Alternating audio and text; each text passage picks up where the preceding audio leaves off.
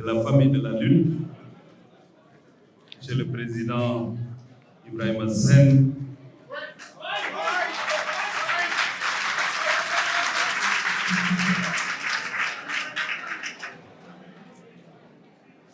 je ne peux pas aussi ne pas citer les doyens de la lutte sénégalaise. Les doyens parmi lesquels j'ai un aîné, un frère qui m'accompagne dans toutes les démarches que j'entame pour le bien-être du sport en général,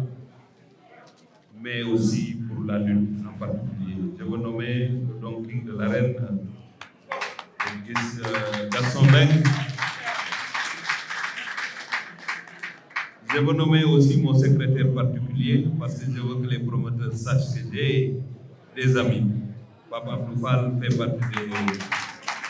des secrétaires particuliers. Mais j'ai des amis personnels dans la lutte. J'ai des amis personnels, je veux commencer par là pour montrer que cette cérémonie, malgré son caractère solennel, il est possible d'avoir de solides relations entre nous. Et Gay Production fait partie de mes amis. Là, c'est mon beaucoup talibé. Doudjan Diego, c'est mon ami et mon frère. Et tant d'autres, je pouvais continuer à citer le doyen Chersad. J'ai un ami Fatikoua qui est là, qui s'appelle Moussa Nour. L'ensemble des participants, l'ensemble des acteurs de la lutte, les Max Mergan, tous ces gens-là, que ce soit les reporters, Lamine Samba, Bekaï Mbaye, Malik Diallo, je pouvais passer la journée à citer des noms parce que nous avons travaillé ensemble pour un seul intérêt, l'intérêt de la lutte sénégalaise. Je voudrais tordre ce protocole parce que je ne vais pas donner la parole au président. Je le ferai quand j'aurai fini mon discours, quand j'aurai fini de l'installer officiellement. Il prendra la parole. Mais je vais le surveiller parce que dans ses propos, si je dois reprendre la parole, je le ferai. Je veux saluer aussi nos mamans parce que installer un CNG de lutte sans avoir une facette culturelle, il manquera quelque chose. Et j'ai vu nos mamans qui sont derrière avec leurs instruments traditionnels. Et je pense que nous leur donnerons une petite minute pour qu'elles nous démontrent effectivement une facette de la culture sérère, mais une facette de la culture qui accompagne la lutte sénégalaise. Mais auparavant, je voudrais, Monsieur le Président, je voudrais formuler des prières pour vous en tant que président du CNG, mais formuler des prières pour l'ensemble des membres du Comité national de gestion de la lutte. Ce comité qui montre effectivement qu'il y a un changement de paradigme, parce que vous avez une vice-présidente dans le CNG qui est ça, c'est une première. Quand on voit Isabelle Sambou, multiple championne d'Afrique, je dirais qu'elle a gagné toutes les médailles possibles, qui vient dans le CNG de la lutte pour développer la lutte olympique. Avec la direction technique, vous devez savoir qu'il y a un changement de paradigme. Nous avons Ndiaye Tyson qui mérite sa place dans la lutte parce que c'est une pionnière. C'est elle qui a osé en tant que première femme promotrice de lutte. Et je pense que c'est extrêmement important. Je voudrais aussi saluer la présence de ces hautes autorités qui sont dans d'autres domaines, des administrateurs de société, des inspecteurs d'impôts et des domaines, le trésorier payeur national du Sénégal, qui est le trésorier du CNG. Et tant d'autres qui sont là et qui ont accepté de retrousser les manches pour venir accompagner notre discipline nationale. Cela démontre, pour ceux qui l'ignorent, que la lutte occupe une place importante dans la vie économique et sociale de ce pays. Il n'y a pas de complexe d'aller le dimanche suivre des combats de lutte. N'acceptons pas qu'on nous tire vers le bas, parce que le fait d'être fier d'appartenir au monde de la lutte devrait être en tout cas une fierté pour l'ensemble des Sénégalais. Nit du bañ li mu doon, nit du bañ cosaanam. Lamb bu ko xeeb sa bopp nga xeeb, parce que lépp lu ñu fiy def ci discipline sportive dañ ko jéggaani xëcc ko mu ñëw ci ñun waaye lii ñoo ko moomal suñu bopp tey sénégalais bu ne daf cee war a dugal loxo. Man nag mbégte laa ciy am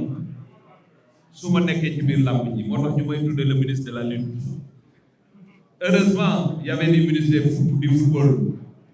et des fois on m'appelle le ministre du basket. Cela veut dire qu'on essaie d'être au milieu et d'essayer de travailler avec l'ensemble des disciplines sportives. Tey fii ku ñu fi gis mu toog ku amoon yitte la ci leneen ku nekk ci beneen domaine la te yaafusu fa ay personnalité ñoo fi toog ku gis nag fu ay personnalité toog loo gàtt-gàtt xel te iñaanoo nga xam ne ci liñ nekk du ay caaxaan. Kon tey képp ku taxaw naan làmb ji ay caaxaan la ñàkk a xam sa cosaan la te xeeb sa bopp la. Luy caaxaan kenn du ci def ay 32 milliards luy caaxaan président de la république du ko suivre ni mu koy suivre luy caaxaan ñii ngeen gis fii kenn amul ci joti dox di taxawal réew mi lu ñu fiy dogal ñu fekk ko kon ci lu ñu dugg rek lu am solo la. Dama bëgg yéen ñi moom làmb ji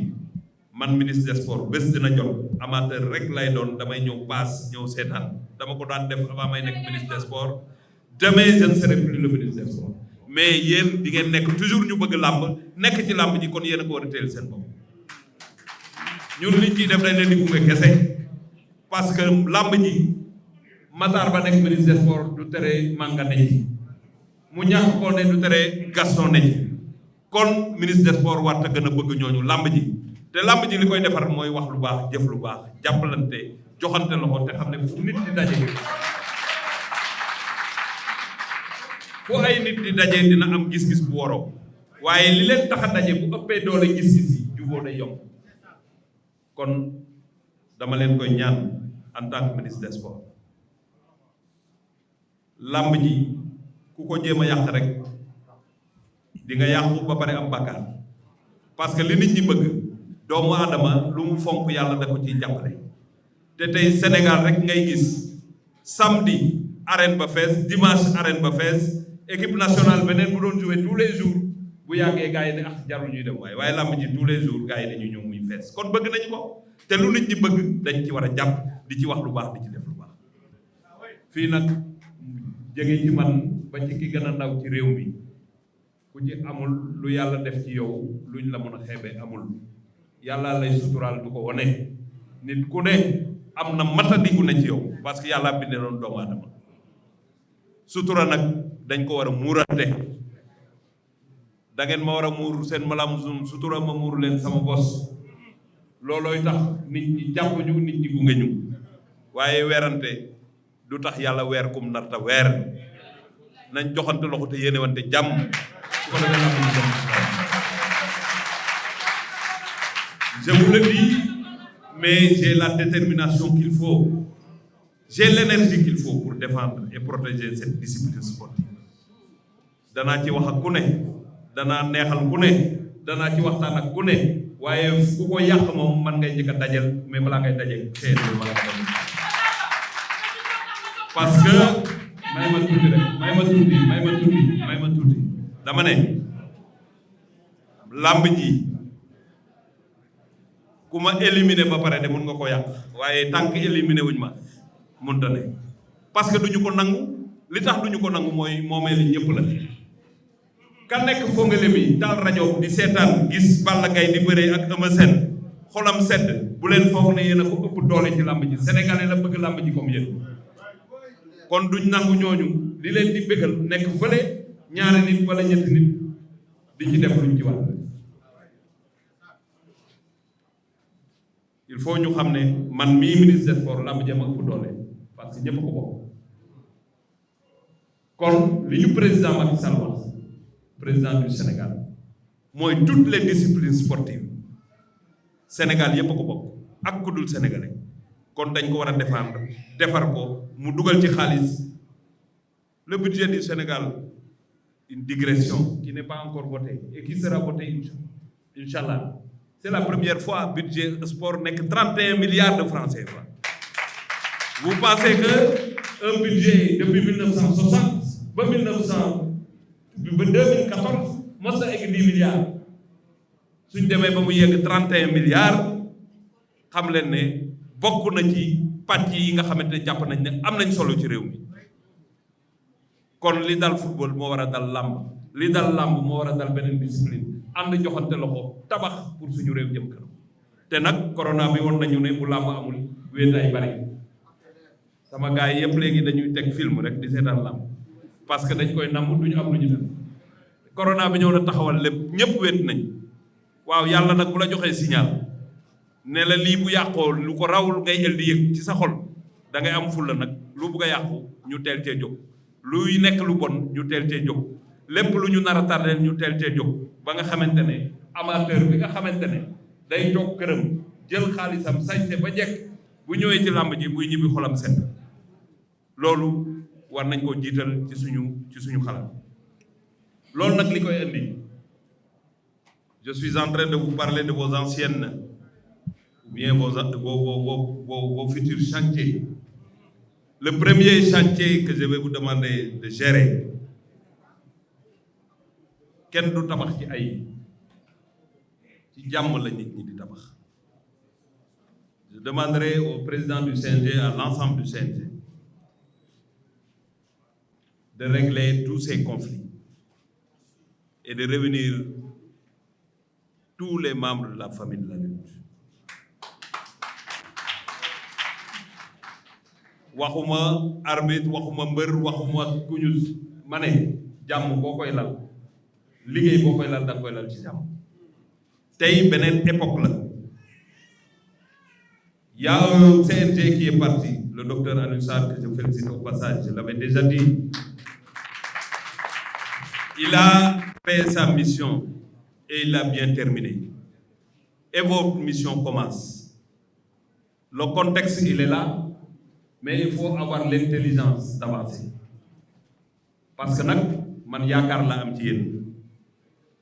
ku ci ne xaw ma fu muy añee ak lu muy añee waaye dañ leen a càmbar déglu te lañ daan waxtaane lépp ci biir bureau bi kenn mos a toog ñu ne la lii lañ la bëgg a def su amee ci ñi fi toog na ko wax ku ne dama waxtaan ak yow nga am ngor ne jox naa la sama bopp foo ma teg te mu mën a jàpp ci làmb ji dana ko nangu ñu tànn leen yéen ci 17 millions de Sénégalais yaakaar lañ am ci yéen liñ leen di ñaan rek ngeen xam ne défi la pour ngeen sagal ñu sagal seen réew ba pare sagal seen bopp ku waxtaan nag tax nga nekk fi war ngaa xam ne sa liggéey waxtaan moo ko war a lal mooy di déglu ñëpp di wax ak ñëpp di nas ak ñëpp boo bureau bi bu weesoo war ngeen a dem ci écurie yi waxtaan ak ñoom wax leen lan mooy texte yi bu dee écurie séeréer la ngeen jël ku dégg séeréer mu wax ci texte yi na ngeen jël sax ay nit ñuy bëree ñu wone daanu yi andi coow su ko defee nit ñi xam lan mooy texte yi régir la lutte.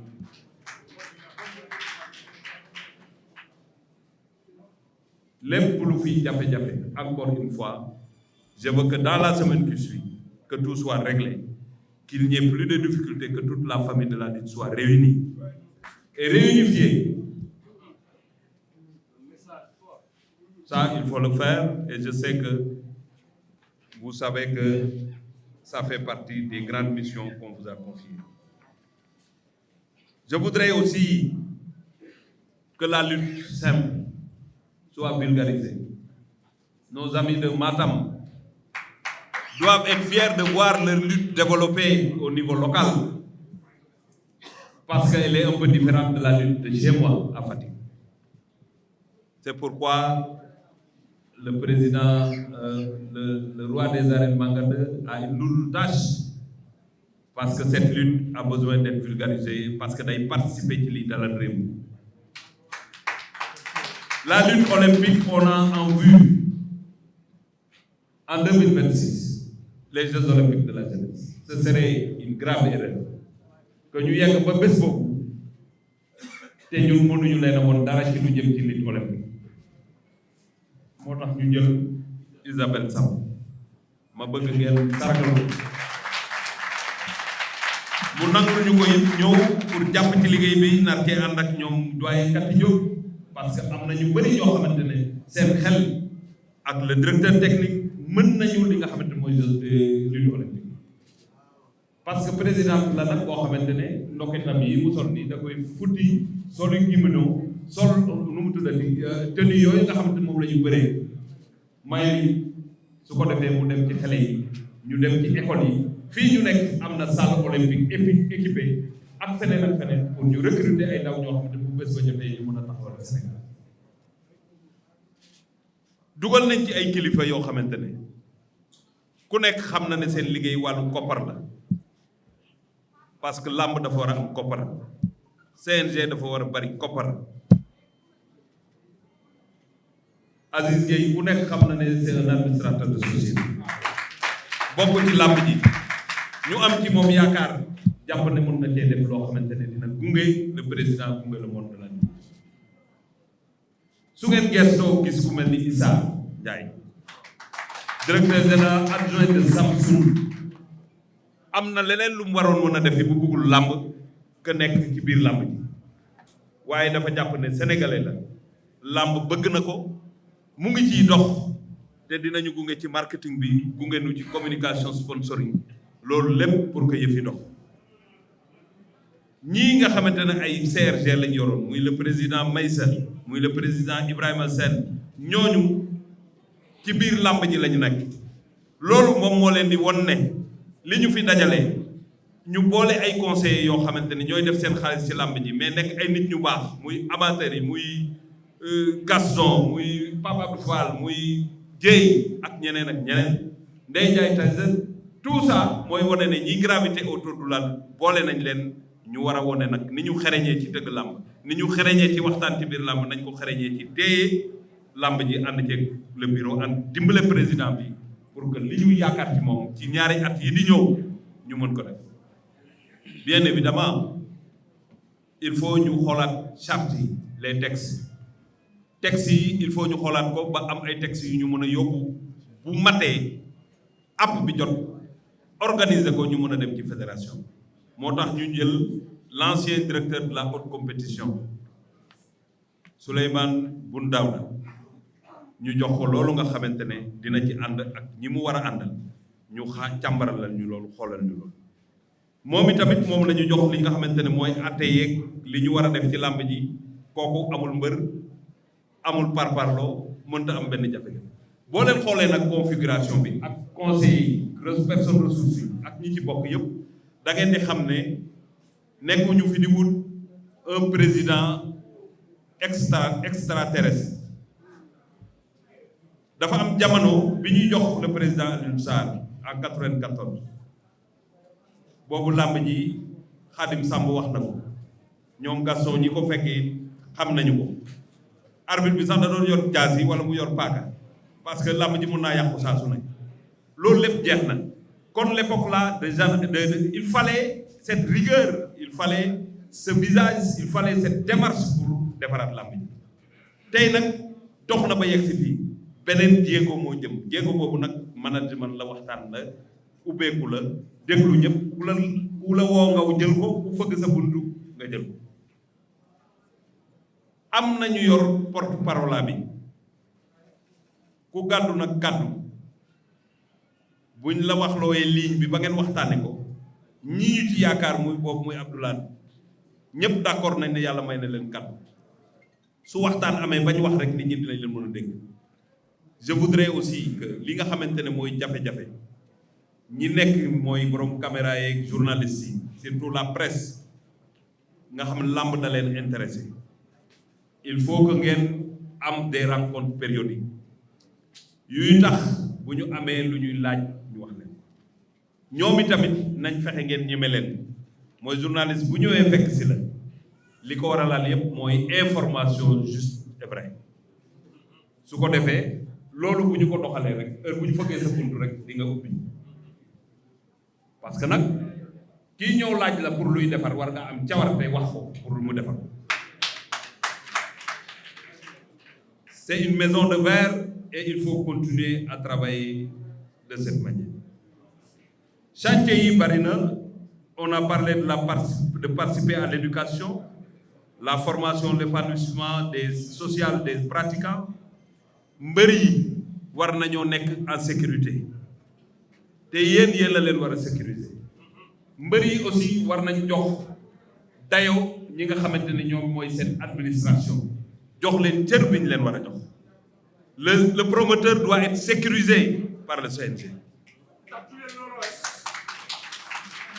Promoteur dafa war a am sécurité buy dem ne day tëggi làmb te loolu yéen a ko war a inspirer pour que effectivement nit ñi mën a attirer les sponsors mais promoteurs yi mën a multiplier. Il est évident que le promoteur aussi war nañu xam kan mooy promoteur ak kan mooy promoteur. Tout ça c'est du travail boo xamante da ngeen ko war a def parce que bu ngeen encadré wul la lutte Matar ba jóge fële rek parce que am na lu muy wut lu dul sax développé làmb ñëw na caraax ci biir làmb ji la mu fay yàq mooy ëpp la mu fay def. Donc war nañu xam qui est promoteur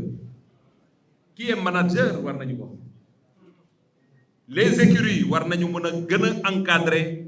li nga xamante ne mooy tënk écuries yi tënk école de lutte yi loolu yëpp war nañ ko xoolaat mais xoolaat bi yëpp mooy xalaat la ca gën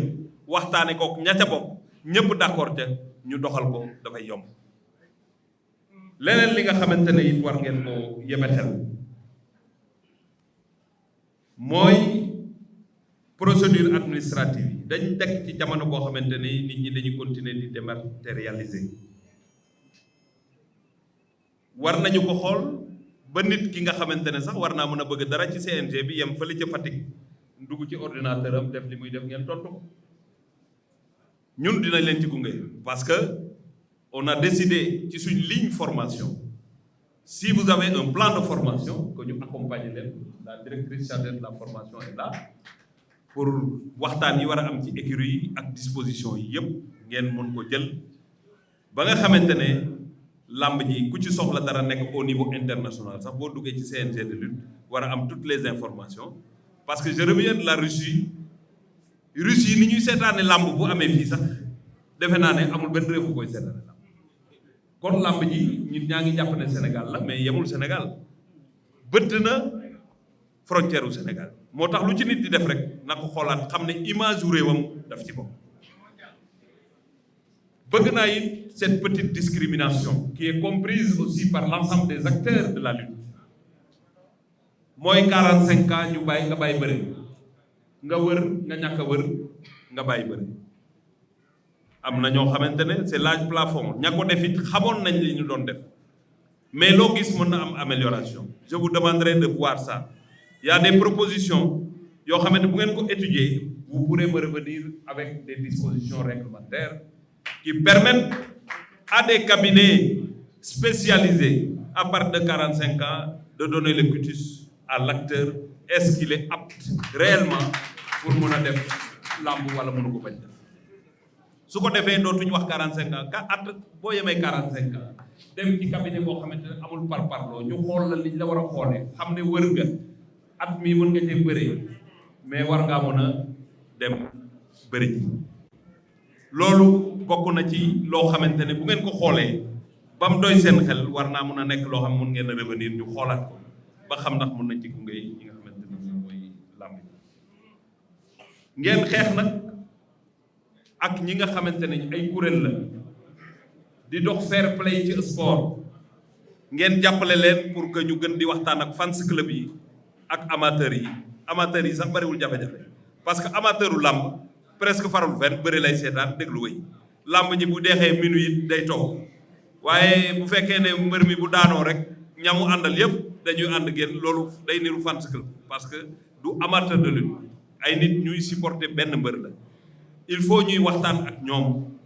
pour que effectivement ñu wàññi li nga xamante mooy violence bi parce que il faut qu'on soigne l'image de la lutte fii ci réew mi ba nga xamante ne ñëpp dinañ ko gën a ñeme. Sur le plan sportif, je l'ai dit tout à l'heure, lutte sans frappe, lutte avec frappe, les textes on en a parlé. Donc loolu lépp bokk na ci loo xamante ne ñu ngi leen ciy xaar ci ngeen defal ñu liggéey bu am solo. Le comité national de gestion de la lutte, comme on l'a dit tout à l'heure, a pour mission d'organiser et de développer et même de promouvoir la lutte, la pratique de la lutte sous toutes ses formes, en particulier la lutte olympique sur toute l'étendue du territoire national. De programmer et de réaliser des activités de formation et de coopération pour le développement de la lutte au plan national et international.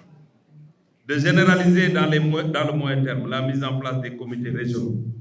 parce que ça, c'est déjà fait, mais il faut vulgariser, il faut aller vers les régions, accompagner le dispositif qui est mis là-bas pour que lamb ji ci région yi aussi ak ci département yi communes yi gën a mën a doon. Représenter le Sénégal au niveau des instances sportives continentales et internationales. Participer à l'éducation, à la formation, à l'épanouissement social des pratiquants. De veiller à la protection de l'intégrité physique et morale des pratiquants.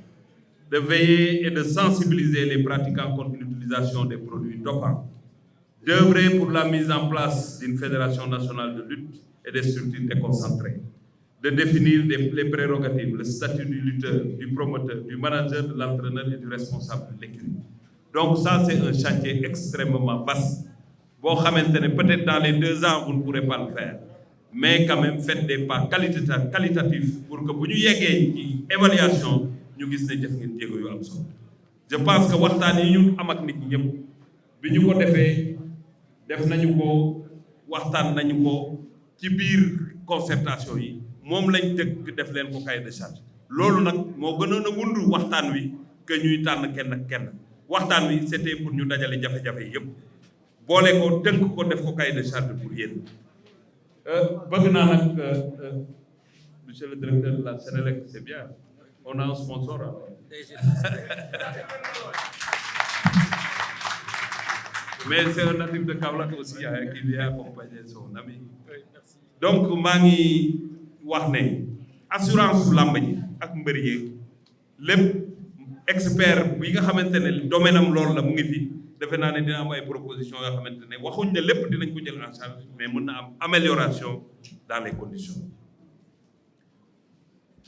Avant nag may délivrer ce discours que je ne peux pas ne pas lire, je voudrais dire aux promoteurs de lutte lamb ji bi muy taxaw au mois de mars dafa am ay promoteurs yoo xamante ne amoon nañ ay bés ba pare am ñu joxe sax avance bi ministère des sports toogee président de la république jox ñu autorisation ñu gisee ak ministère des finances dañu jël xaalis bu nekkoon ci enveloppe compétition internationale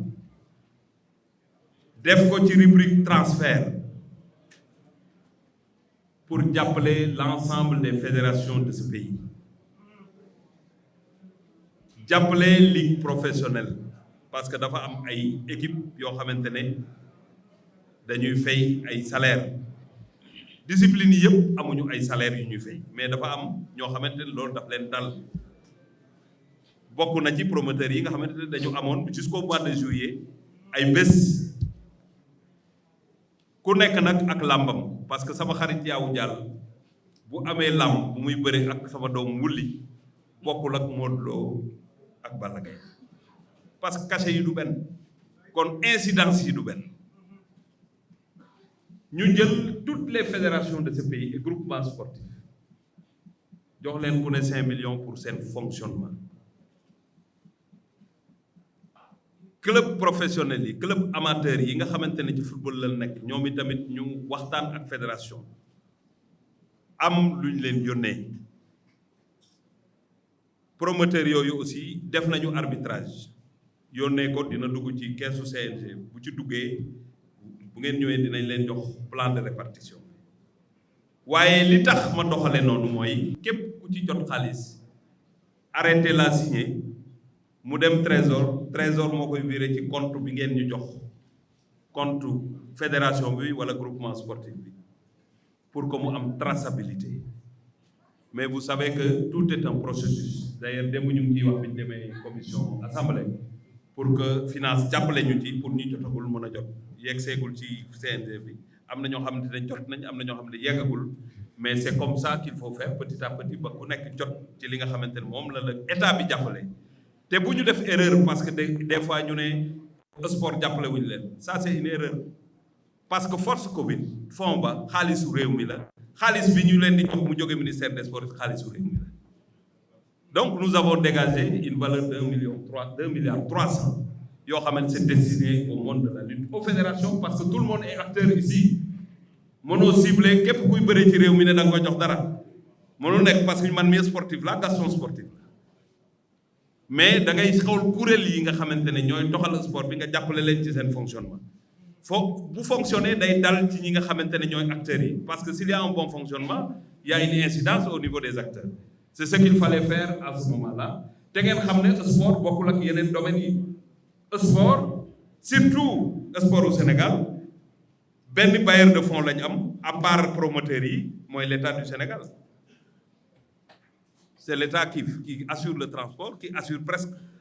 le bailleur de fonds principal c'est l'État du Sénégal kon corona bi daf ñu fekk ci suñu taxawaay ñu yàgg ci di ci dugal koppar kon na nit ñi ñëpp xam ne képp kuy promoteur parce que balaa ñuy def arbitrage bi dañu dem laaj CNG ñu jox ñu promoteurs yi nga xam ne amoon nañu ay làmb ak làmb yi kan ak kan la ci loolu lañ def arbitrage pour jàppale ñi nga xamante ne jot nañ ci jàppale nag jàppale la ki la fekk ci waar bi moom bu la nee jaajëfit jàppale na la bu la àndee kilo gerte it jàppale na la bu la defee bu la nee wàccal ma béy li des it jàppale na kon jàppale la dudul te loolu yëg-yëg la pour wane ne làmb ji it ñu ngi leen di sant ci seen taxawaay parce que bi corona bi amee làmb ji ci njëkk a dugal loxo te ñoom ñoo ci njëkk a am problème parce que samedi lañu arrêté affaire bi dimanche amoon na ko war a tëgg te kenn déggul ku kenn déggul ku wax lu ñaaw kenn déggul ku wax leneen loolu nag bu amee en tant que ministre des sports dafay laaj waa làmb yëpp toogee moo woon leen suñu mbégte kilifa réew mi président de la république ci taxawaay bi ngeen am mu rafetlu ko mu nekk taxawaay bu am solo donc maa ngi leen di sant mbokku Saloum yi fi nekk ak mbokku réew mi ci seen taxawaay ci déplacement bi ngeen def parce que déplacement bi mooy wane ne làmb fam ne woon jógu fa coow li lu muy gën a bëri muy gën a baax ku ragal coow moom bu yóbboo nga bañ a dem ca làmb wala nga bañ a tudd làmb coow moom il faut muy am waaye coow yëpp du coowu yàq coowu defar la rek parce que man damay déglu gars yi di wax ci rajo yi ak télé yi mais lépp liy njeexantali wax ji yëpp mooy nan la ñuy def ba mu baax kon yéen ñi fi nekk it il faut ngeen di déglu des fois ñu xosi leen des fois ñu gàjj leen waaye na ngeen muñ te xam ne yéen a yenu li ñëpp bëgg ngeen leen may nopp di waxtaan ak ñoom ku wax loo xamul woo ko mu ñëw mu expliquer la bu ngeen waxtaanee di ngeen jubo loolu moom ku ko def arme di nga mën a wax ak ñëpp di nga mën a déglu ñëpp loolu maa ngi leen koy dénk di sant encore une fois ñi jàpp ci liggéey bi yëpp ba ñu yegg si fii tey ci installation bi muy le directeur des sports muy le directeur de cabinet le secrétaire général l'ensemble des membres de mon cabinet et des agents du ministère des sports mais di sant encore une fois ni ma ko waxee ci nuyoo yi le Don King Gaston Mbengue di gërëm Lamine Thiam Dogo sama xarit mais aussi di gërëm Pape Abdou Fall parce que ñooñu ñëpp lu bëri waxtaane nañu ko dañuy nas dama bëgg nag suba bu ngeen ñu gisee ñu toog ngeen xam ne li ñuy nas du affaire làmb waaye xaritoo la suñuy mbokk lañu dañuy fréquenté wante parce que Sénégal dañoo gaaw bu ñu waxee ba pare ñu ne non Gaston moo defar affaire bi wala Pape Abdou Fall la defar affaire bi kenn moo defar affaire bi muy man mi ñoom ñii sax xamuñu woon ba bi ñuy lire affaire bi la ñuy doog a am yaqin ne lii lay def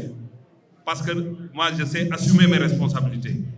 je sais me concerter avec tout le monde je sais ouvrir mon bureau à tout le monde mais quand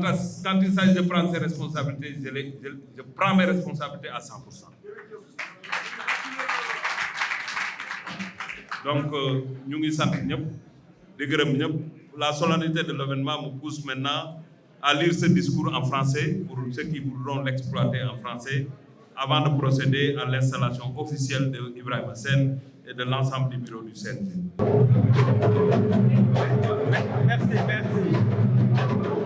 Merci.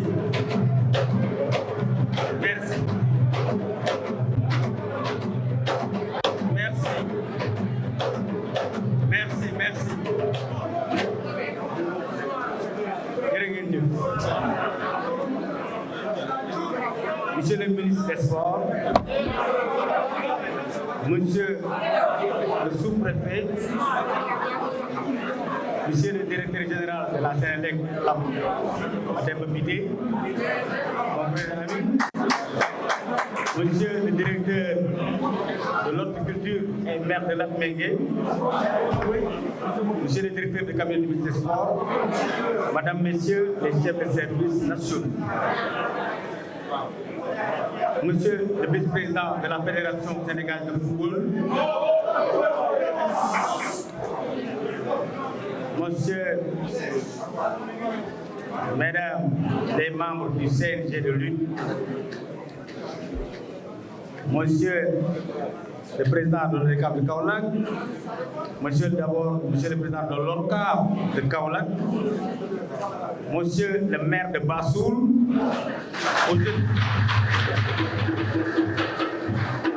où je tire mes origines naturelles,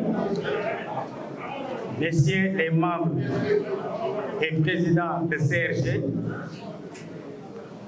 Messieurs les membres du CRG de Kaolack, Messieurs les acteurs directs ou indirects de la lutte sénégalaise, par là, comprenez les managers, les écuries, les lutteurs, les amateurs, la presse, tout le monde. Mes chers amis sportifs Kaolack Demb, une grande association dirigée par Marseille, chers amis planificateurs de l'éducation et de la formation, chers amis de Ndangan 65, chers amis de l'école normale William Ponty, Monsieur Ousmane Ndiaye, inspecteur régional des sports, je le cite singulièrement parce que c'est lui qui a fait de moi le président du CRG de Kaolack en 2004. Je ne peux pas être présent et que je l'oublie. Ce serait de la traîtrise ou même de la trahison. Monsieur Ousmane Ndiaye, merci beaucoup. Merci beaucoup. Vous ne n'étiez pas trompé certainement. Monsieur Aliou Sen, chef de délégation de la famille Sen, ancien député du Sénégal. Monsieur Aliou Faye Pakala, ancien capitaine de l'équipe régionale de Kaolack, détenteur du drapeau du chef de l'État. Monsieur Abdoulaye Thiam Laye Ndiombo, ancien capitaine également de l'équipe régionale de Kaolack, détenteur du drapeau du chef de l'État. Mes chères sœurs et frères de Bassou, mes frères et sœurs de Kaolack Ndangan et de Ndangan précisément, Monsieur le président de l'ASC du Fond, Monsieur Ibnou Sarr, distingué diplomate, qui est dans la délégation de Amis Sportifs Kaolack Demb, Monsieur le président de l'ASC du Fond, Messieurs, chers invités, chers sportifs, Monsieur le ministre des Sports, en cet instant plein de solennité, je me fais le devoir de vous remercier du fond du cœur du choix certes critérié et motivé qui a abouti à ma modeste personne. Ainsi, vous couronnez autrement mon militantisme sportif vieux de 40 ans et ainsi vous relancez mon activité sportive. Cette lettre de mission que vous venez de me remettre, le CNG de lutte se l'appropriera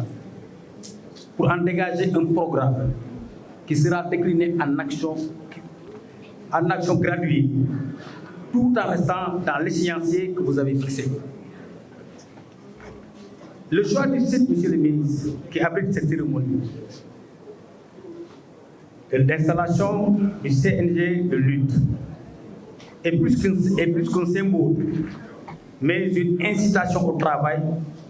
pour dire merci au président de la République qui a voulu bien mettre ce joyau à la disposition des Sénégalais, naturellement, des sportifs et des lutteurs. Monsieur le ministre, en choisissant un président dans les régions, vous puisez dans la réserve nationale de l'intérieur du pays. Vous faites preuve de responsabilité, de discernement et démontrez ainsi que la compétence est au-dessus de tout. Ainsi, vous faites espérer les jeunes. Je voudrais profiter de cet instant également pour tendre la main à tout le monde, surtout le monde de la lutte, et inviter au travail les acteurs directs ou indirects, les partenaires, pour qu'on travaille ensemble pour le meilleur devenir du sport de Chine. Permettez-moi enfin de rendre un hommage nourri, un hommage mérité au président Dr Alioune Sarr et son équipe pour le travail accompli au service de la nation. Je vous remercie.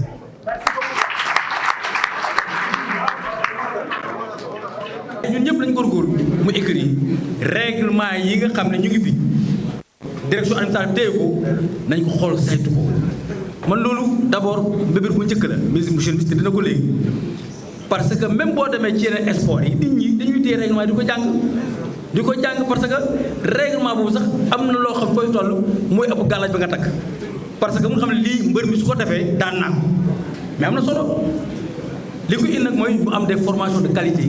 dans les écuries ay secrétaires généraux yi ñu jàng les entraîneurs ñu dem jàngi règlement yi bu ko defee dana nooy on va travailler dans un climat apaisé boo xam ne vraiment am naa yaakaar ne mission de monsieur le ministre des sports vraiment gërëm nañ leen sant la ma jeexalee ci docteur Alioune Sarr docteur Alioune Sarr nit ku yaatu la ku màgg la sénégalais bu baax bu ne bëgg ngay jur doom ju mel ni Alioune Sarr sénégalais bu baax bu ne bëgg ngaa jur doom ju mel ni Alioune Sarr 26 ans 17 ministres 17 nga liggéey ak ñoom kenn bëggu la fay teggi ba ren jii kooku gàcce ngaalaam moom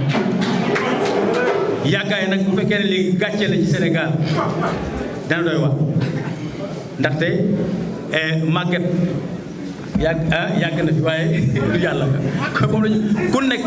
dañuy naan soo amee doom nga ne yàlla na fi yàgg yàlla na màgg ba jaaw kon nañ bàyyi vraiment boobu Bira Sène ak Alioune Sarr ma leeral Bira Sène ak Alioune Sarr mag ak rakk la mag ak rakk ñu naan Bira Sène ak mag ak rakk la mais li wóoru te wóoru mooy mission bi nga xam ne moom lañu dénkoon Alioune Sarr bu ñu ko dénkee Bira Sène dañ koy wéyale rek continuité je le préciser encore il a précisé et c'est important ça je crois bien que loolu yëpp amul solo li am solo joxante loxo ñu ànd ci liggéey bi ñu sum waa Kaolack sama mbokk waa Kaolack yi gis naa seen taxawaay rafetlu naa ko trop gërëm naa leen sant leen sama mbokk waa Bassoul itam gërëm naa leen sant leen waa presse gërëm na leen sant leen lii mooy ne lamb ji mënul ñàkk bruit presse bi di mu teewee xam nga ne dañoo am intérêt trop bu ñu porté ci presse ci lamb ji kon nag du daan jekkoo Doudou nañ taxaw ci amateur yi maa léegi ñëng ARELS taxaw leen ci écurie école de lutte yi